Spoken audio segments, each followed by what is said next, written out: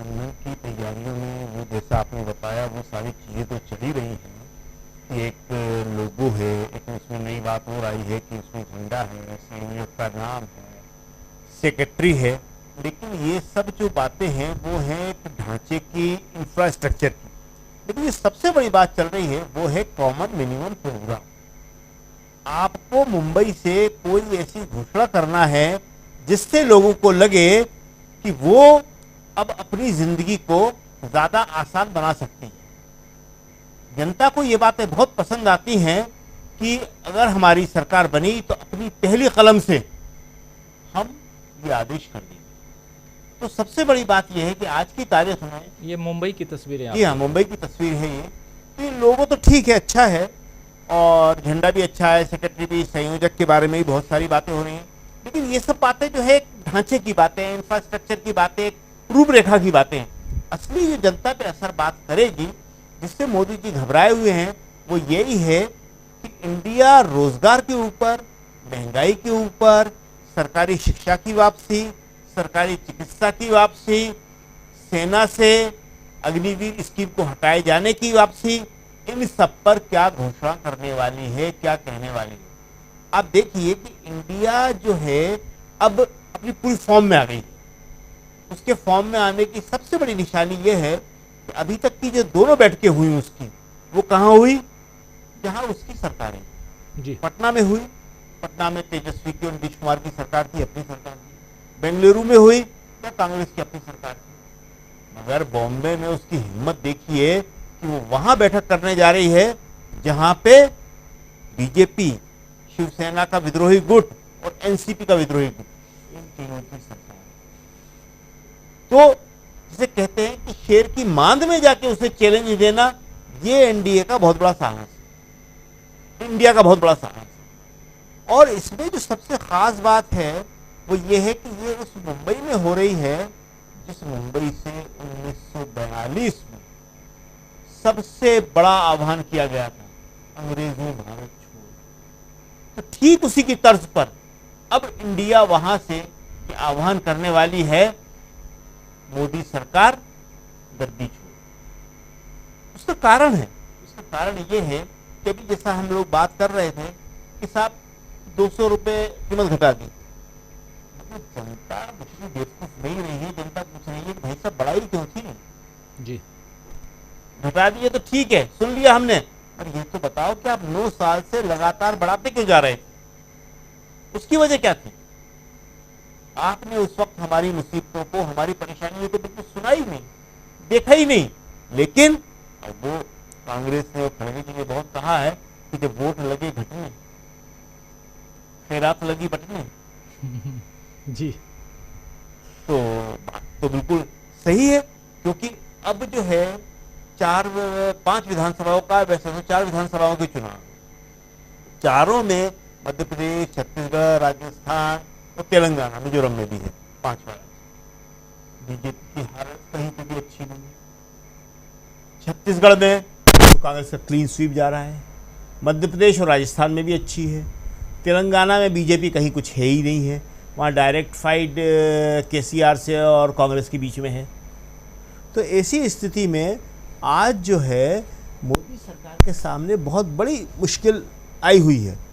और वो मुश्किल क्या है कि जैसे हम लोग संयोजक की बात कर रहे हैं, संयोजक का बनना न बनना, या मीडिया एक नई चीज़ उछाल रही है कि प्रधानमंत्री कौन बनेगा साहब जी। तो ये सब विवाद के मुद्दे वो उछालने की कोशिश कर रहे हैं, मगर उसका उतना महत्व हमें नहीं लगता कि अब है। महत्व सिर्फ इस बात का है कि इंडिया की तरफ दूसरे विपक्षी दल कौन कौन हाथ बढ़ा रहे हैं, ये बहुत इंपॉर्टेंट है।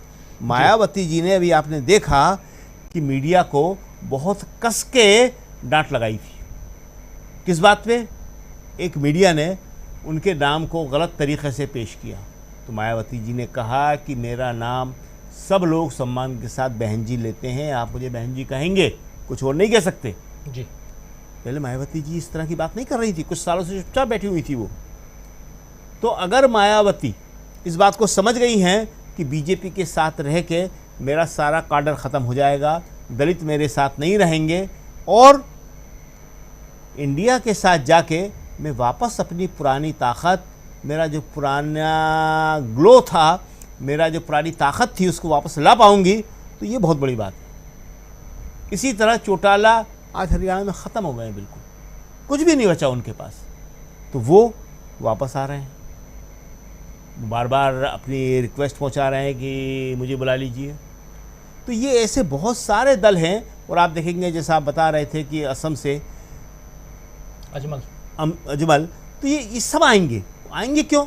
देखिए, जहाँ पे शहद होता है, जहाँ पे ताकत होती है, वहाँ सब आके गिरते हैं जी। आज की तारीख में ये सबको समझ में आ गया है कि इंडिया बहुत बड़ी ताकत बन चुकी है, और इस इंडिया की ताकत के ज़रिए ही वो मोदी जी को सत्ता से हटा सकते हैं।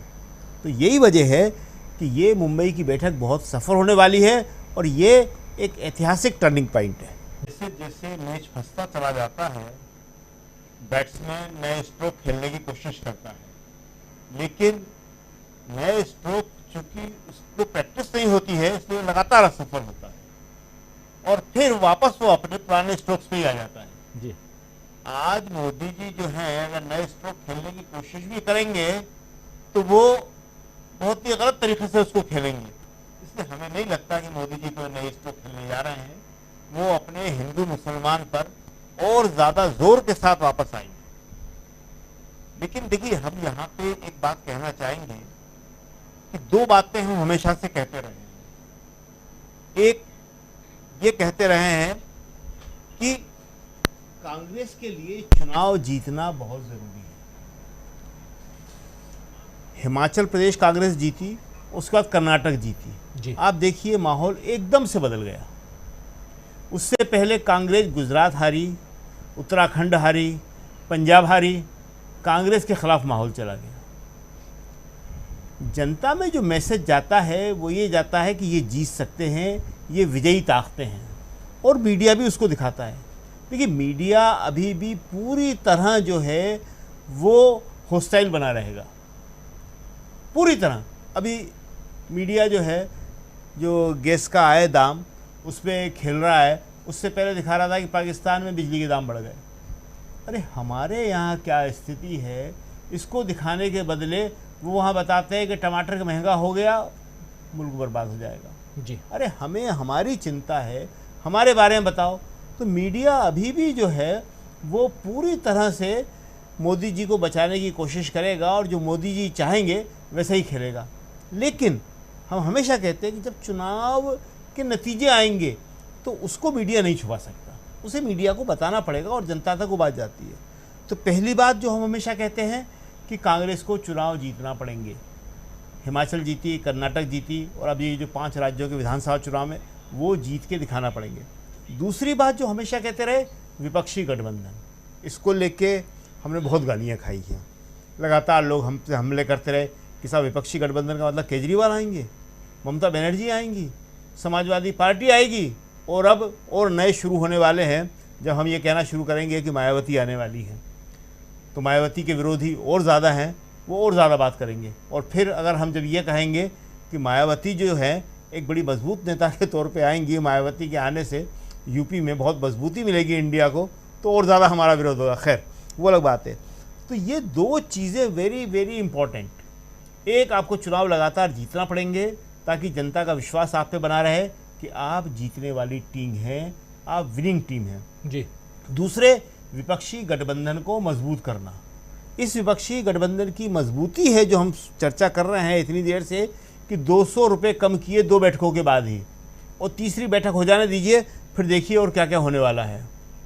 और इसी तरह एक और इम्पॉर्टेंट बात है, वो ये है कि जब इसके साथ ऐसे दल आएंगे, अभी हम बात कर रहे हैं खड़गे जी की, खड़गे जी दलित नेता हैं, बड़े नेता हैं, कांग्रेस के अध्यक्ष हैं, लेकिन हमें एक बात याद रखना चाहिए कि वो उत्तर भारत के नहीं हैं। हमारी सारी लड़ाई उत्तर भारत में है, ख़ास तौर से यूपी में है, मध्य प्रदेश, राजस्थान, छत्तीसगढ़, बिहार, गुजरात में है, हिमाचल प्रदेश, उत्तराखंड में है। यहाँ पे हमें जो है एक नए सिरे से विचार करना पड़ेगा कि उस समीकरण में कौन नेता, कौन लोग ऐसे हैं जो यहाँ के लोगों के वोट दिला सकते हैं। जी। देखिए, एक उदाहरण के तौर पे हम आपको बताते हैं कि पासवान ने उत्तर प्रदेश में बहुत मेहनत करी, लेकिन मायावती के सामने, कांशीराम जी के सामने कभी सफल नहीं हो पाए। एक बात के लिए और पासवान को जाना जाता है कि बहुत ज़्यादा पैसे खर्च करना, तो उन्होंने पैसे ही बहुत खर्च किए। मायावती पैसे खर्च नहीं करती हैं, मायावती जी पे तो आरोप है कि वो पैसे उल्टा लेती हैं। तो पासवान ने बहुत पैसे खर्च किए, मगर बावजूद उसके चूंकि वो बिहार के नेता थे, और पासवान एक ऐसी कास्ट है जो आज भी हमारे उत्तर भारत के लोग, जिसे उत्तर प्रदेश हम कहते हैं, मध्य प्रदेश, राजस्थान भी कहते हैं, नहीं समझ पाते कि ये दलित तो हैं मगर कौन से वाले दलित हैं। तो ये बड़े इंपॉर्टेंट छोटे छोटे सवाल हैं जो राजनीति की, जो भविष्य की राजनीति की दिशा तय करेंगे। इसलिए मायावती का आना बहुत इम्पॉर्टेंट है जी। और मायावती आएंगी, मायावती को आना पड़ेगा। अगर मायावती नहीं आई तो मायावती 2024 के चुनाव के बाद पूरी तरह ख़त्म हो जाएंगी। कोई दूसरा दलित नेता उनका जगह लेगा, हालांकि उसको टाइम लगेगा, और दलित उस टाइम तक बुरी तरह बिखर जाएंगे। कुछ बीजेपी के पास जाएंगे, कुछ कांग्रेस के पास भी आ सकते हैं, कुछ कहीं और भी जा सकते हैं, लेकिन दलित को एक शक्ति के तौर पे कांशीराम जी ने जिस तरह एकजुट किया था वो बहुत बड़ी बात है। और मायावती जी को उस बात को समझना पड़ेगा कि ये काम इतिहास में बहुत कम होता है। देखिए, डॉक्टर अंबेडकर ने उसे एक सैद्धांतिक पक्ष दिया था जी। और डॉक्टर अंबेडकर के सैद्धांतिक पक्ष की वजह से दलित अस्मिता पैदा हुई थी और दलित सशक्तिकरण शुरू हुआ था। लेकिन चुनावी राजनीति का जो सबसे अच्छा उपयोग है वो कांशीराम जी ने किया, और उसकी वजह से मायावती जी वहाँ पे 3 या 4 बार मुख्यमंत्री बनी उत्तर प्रदेश में। और पिछली बार जो चुनाव था 2007 का, 2007 का, उसमें तो अपने दम पे वो बहुमत लेकर आई थी। लेकिन मायावती जी से गलती क्या हुई, मायावती जी डर गई। राहुल गांधी यही बार बार कहते हैं कि डरो मत। राजनीति में जो डरता नहीं है वही आखिरी लड़ाई लड़ता है, वही लंबे समय तक लड़ता है। और यही बात जो है कांशीराम जी में थी, यही बात डॉक्टर अंबेडकर में थी। मायावती जी डर गई तो उनका दलित, हमने अपनी आंखों से देखा है, सड़क पे, बाजार में, दलित बाजार में आके भीड़ के अंदर ये नारा लगाते हुए कि चढ़ गुंडन की छाती पर मोहर लगाना हाथी। बहुत बड़ी बात। दलित के अंदर जोश आया था, उत्साह आया था और आत्मविश्वास आया था, वो मायावती जी ने खत्म कर दिया। लेकिन अब शायद हमें लग रहा है, लगातार पिछले दिनों से मायावती जी के ट्वीट देख रहे हैं, उनमें कुछ कुछ चेंज हमें नजर आ रहा है। वो ये समझ गई हैं कि अब चुनाव आ रहा है, डरने से काम नहीं चलेगा। इतने कम समय के लिए बीजेपी उनके खिलाफ कुछ नहीं कर सकती, अगर करेगी तो उसका बड़ा फायदा उन्हें होगा। तो हमें लगता है मायावती इंडिया गठबंधन की तरफ आएंगी। कैसे आएंगी, कौन आगे बढ़ेगा, कौन उन्हें बुलाएगा, किस तरह से बात होगी, वो आगे की बात है। लेकिन मायावती का आना इस गठबंधन में सबसे बड़ा मील का पत्थर साबित होगा। जी, मायावती का आना इस गठबंधन में, इंडिया गठबंधन